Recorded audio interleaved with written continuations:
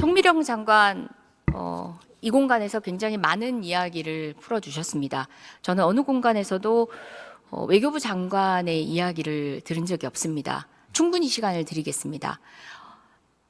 당일 9시경 대통령 직무실에 도착하여 10시 40분에 떠났다고 하는데 1시간 40분의 시간이 있습니다. 그 상황에 어떤 상황이었는지 충분히 시간을 드리겠습니다. 설명 주십시오. 시간이 충분할지 잘 모르겠습니다만 간략히 말씀드리면 9시쯤 8시 50분쯤 도착해서 한 9시쯤 집무실로 안내받아 들어가서 보니까 너댓 분의 국무위원님이 미리 와 계셨고요. 앉자마자 비상계엄 선포를 할 생각이다라고 대통령님이 저에게 말씀하시면서 종이 한 장을 주셨습니다. 그 속에는 외교부 장관이 취해야 할 조치에 관해 간략히 몇 가지 지시사항이 있었고요. 총리께서 외교부 장관은 어떻게 생각하시냐고 물어보시길래 아까 조정식 의원님이 질문에 대한 답변처럼 여러 차례에 걸쳐서 외교적 파장뿐만 아니라 대한민국이 지난 70여 년간 쌓아올린 모든 성취를 한꺼번에 무너뜨릴 수도 있을 만큼 심각한 사안이니 제고해 주십시오를 거듭 요청드렸습니다. 그리고 거기서 여러 가지 말씀을 하신 게 어저께 담화 내용에서 밝히신 것 같은 비슷한 취지의 내용을 말씀하시면서 이거는 나의 판단에서 하는 거다라는 주장을 굽히지 않으셨습니다. 그리고 거기서 뭐 한 10여 분 정도 있었기 때문에 제가 도착하기 이전에 어떤 논의가 있었는지 제가 잘 모르겠고요. 거기서 이제 좀 나가달라 그래가지고 그 옆에 집무실 옆에 대접견실에 자리를 옮겨서 총리님을 모시고 이런저런 걱정과 우려를 하면서 토론도 했고 여러 가지 걱정 사항들을 나눴고요. 그러면서 다시 총리님께서 대통령이 부르셔서 들어가셔서 여러 가지 논의를 하시는데 국무위원들이 의견을 더 들어봐야 되지 않느냐라는 말씀을 총리께서 대통령께 하신 것으로 제가 들었고, 그래서 그 다음부터 한 사람씩 연락을 해서 한 20, 30분 사이에 여러 위원들이 도착을 했는데 다 시시각각 다른 시간에 도착했기 때문에 거기서 뭐 회의를 열고 토론을 할 그런 환경이 아니었습니다. 거기서 뭐 나눈 얘기들을 일일이 지금 다 말씀드리기는 어렵고, 그런 과정에서 몇 분이 또 들어가셔서 의견도 내시고 반대 의견도 내시고, 근데 아마 나중에 거의 임박해서 오신 몇 분의 장관님들은 의견을 개진할 기회도 없었고 아마 상황이 어떻게 돌아가는지도 파악이 안 되셨을 겁니다. 그런 상황에서 대통령께서 나오시면서 이제 발표로 나가신다고 그래서 제가 다시 자리에서 일어나서 다시 한번 간곡히 말씀드립니다. 제고해 주십시오. 만류를 드렸습니다만 상황이 다 이미 종료될 그런 급박한 상황이기 때문에 지금은 더 이상 물를 수 없다. 그러시면서 발표로 나가셨습니다. 그래서 간략히 그냥 그 정황을 말씀드리고 그렇습니다. 그러면 처음 9시경에는 대접견실이 아니라 이제 집무실에서 4명 정도의 먼저 온 4명 정도의 장관과 함께 국무총리와 대통령을 만나서 이야기를 들었던 것이고요. 네. 그 다음에 접견실에 있었고 국무총리는 계속 대통령과 논의를 위해서 왕래를 했었고, 송미령 장관 같은 경우는 마지막쯤에 왔기 때문에 접견실에서만 있었다라고 표현을 한 거네요. 그분은 뭐 상황을 파악이 안 됐을 겁니다. 늦게 거의 끝날 수가 무렵에 오셨기 때문에. 제게 주는 건 외교부 장관이 취해야 될 조치 뭐 그런 거였습니다. 네, 처음에 집무실에서 만날 때 같이 있었던 다른 장관이 있는데 각 장관별로 그럼 부처별로 해야 될 일이 하달이 된 건가요? 그건 제가 모르겠습니다. 본인이 받은 게 제가 온 외교부에서 해야 될 일이라고 온 이유는 말씀하셨잖아요. 저하고만 제가 말씀드렸고 거기에 대해서 강하게 주장을 말씀하셨고, 그리고 뭐 잠시 침묵이 있고, 그리고 옆 대접견실로 옮겼기 때문에 그 이전에 어떤 일이 있었는지는 저는 모릅니다. 집무실에서 다른 4명의 장관들과 국무위원들과 함께 만났을 때 본인이 그 서류를 받았다고 했잖아요. 그러면 그동안 나머지 4명의 장관들은 뻔히 지켜만 보고 있었습니까? 상황을 제가 우리가 드린 자세하게 말씀에 대해서 설명 대통령께서 답을 하셨으니까 뭐 발언할 기회가 있었던 건 아니죠. 외교부 장관에게만 그런 문서를 줬습니까? 저는 저한테만 받았고 다른 분은 모르겠습니다. 그 문서의 내용 간략히 설명 제가 주시겠습니까? 워낙 충격적이어서 뭐 재공간 생각나는 대로라도 재공간이란 단어만 기억나고 뭐 아주 상세한 게 아니라 서너 줄 그냥 줄글처럼 돼 있어서 제가 기억을 못합니다. 그리고 시간을 들고 나오지도 드리겠습니다. 않고 한번 고민해 보 한번 아니, 들고 기억을 나오지도 떠올려 않고 주십시오. 놓고 나와가지고 제가 지금 갖고 있지도 못합니다. 한번 떠올려 보십시오. 아니 제가 지금 말씀드린 그대로입니다. 제가 그렇게 진술을 했고요. 제외 공간 내자밖에 생각이 안 난다고요? 제 공간에서는 뭐 이런 그 특별한 내용이 있었던 것은 아니고 아주 일반적인 이런 상황이 있으면 했을 그런 조치들이라고 생각하고 제가 그냥 내려놨습니다. 당시에 우리 동맹국인 미국과의 관계에 있어서 어떤 조치가 필요하다 이런 얘기는 없었죠. 뭐 그런 구체적인 얘기를 나누지는 않았습니다.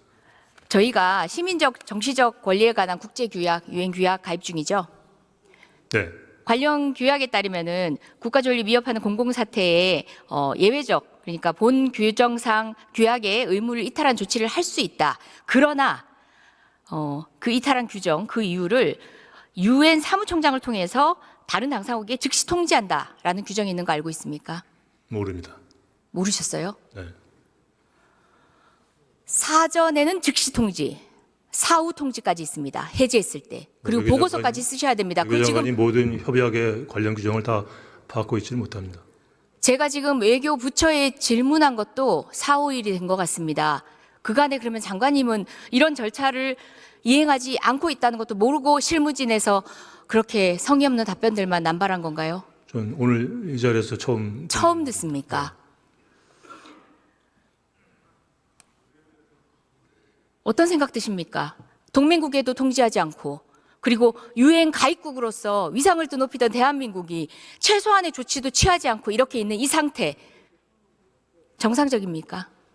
저는 뭐 그런 다자 협약의 규정을 준수하는 것도 중요하겠지만 그것보다 더 시급한 한미 외교 당국 간의 긴밀한 소통과 조율 그런 게 더 중요하고 시급하다고 생각해서 전념해 왔기 때문에 그 외에 또 관련되는 세부적인 사항까지 일일이 챙길 여유는 없었다는 말씀을 드립니다.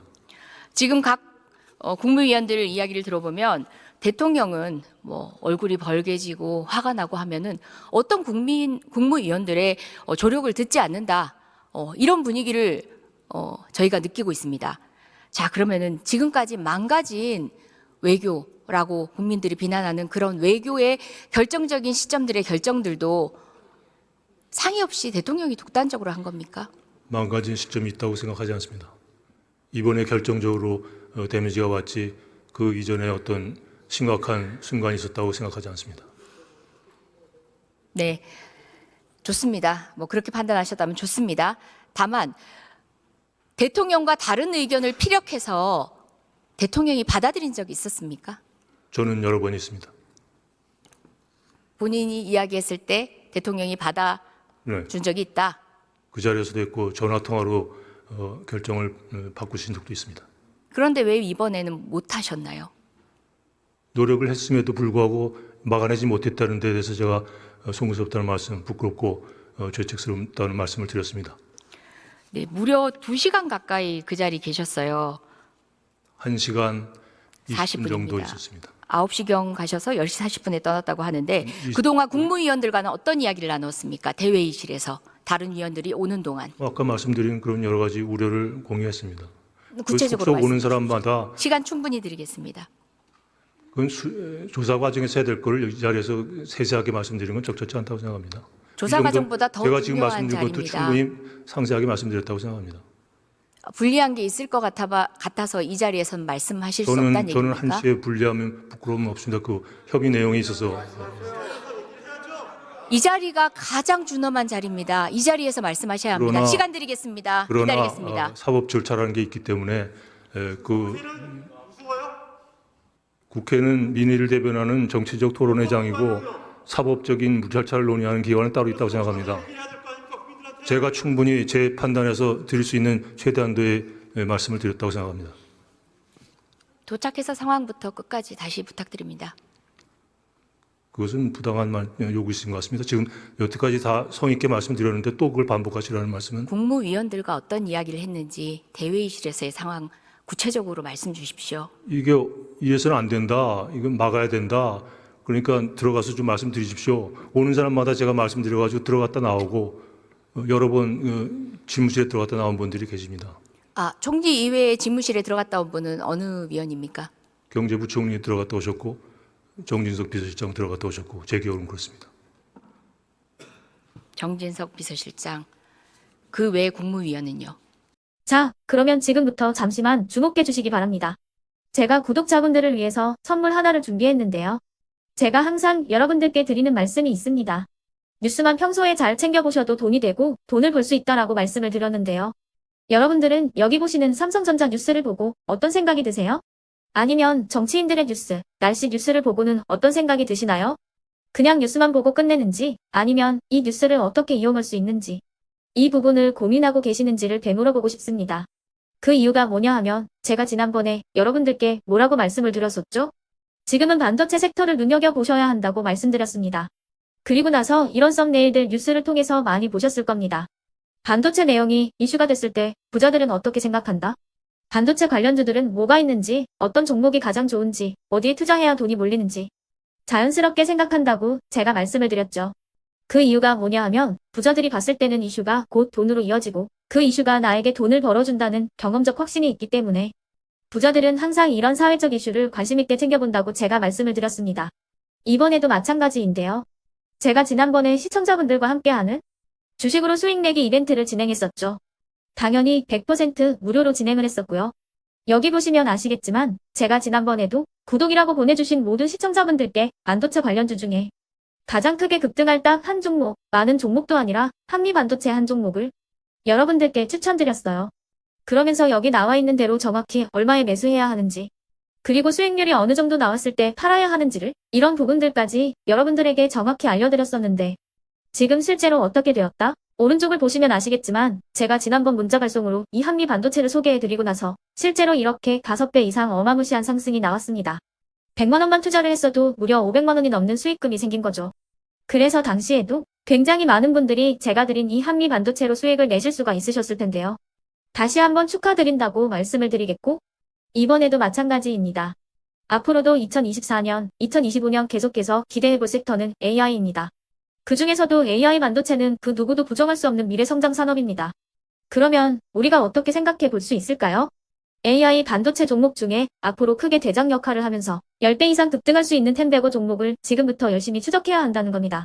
큰 돈을 투자하지 않더라도 월급의 일부분 아주 소액이라도 이 종목을 모아가야 수백 %의 수익률을 손에 쥘 수 있는 것이죠.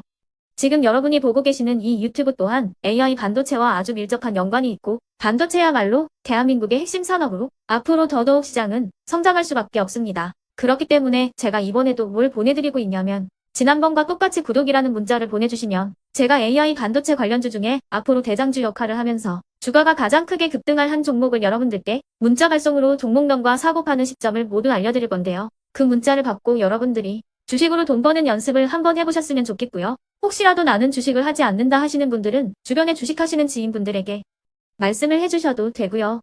아니면 연세가 있으셔서 투자가 어렵다 하시는 분들은 이 종목을 자녀분들에게 한번 사봐라. 이걸로 한번 수익을 내봐라. 이렇게 조언을 해주실 수도 있는 거겠죠. 그래서 지금 이 영상을 보시는 시청자분들 중에 나도 이번 종목이 좀 궁금하다 하시는 분들은요. 누구나 상관없이 그리고 어느 시간대나 상관없이 부담 없이 010-2514-5930번으로 구독이라는 문자 보내주시면 제가 이번에도 똑같이 무료 추천 급등주 문자를 보내드리겠습니다. 이해되시겠죠? 제 번호 010-2514-5930번으로 구독이라는 문자 보내주시면 여러분들이 직접 이슈를 통해서 돈 버는 연습을 해보실 수가 있는 거고 제가 돈을 받는 것도 아니고 투자를 대신해 드리는 것도 아니기 때문에 부담 없이 신청해 주시면 되는 겁니다. 그리고 수익이 나면 저는 다른 것은 하나도 바라지 않습니다. 제 채널에 구독, 좋아요 한 번씩만 눌러주시라 이렇게 다시 한번 말씀을 드리겠습니다.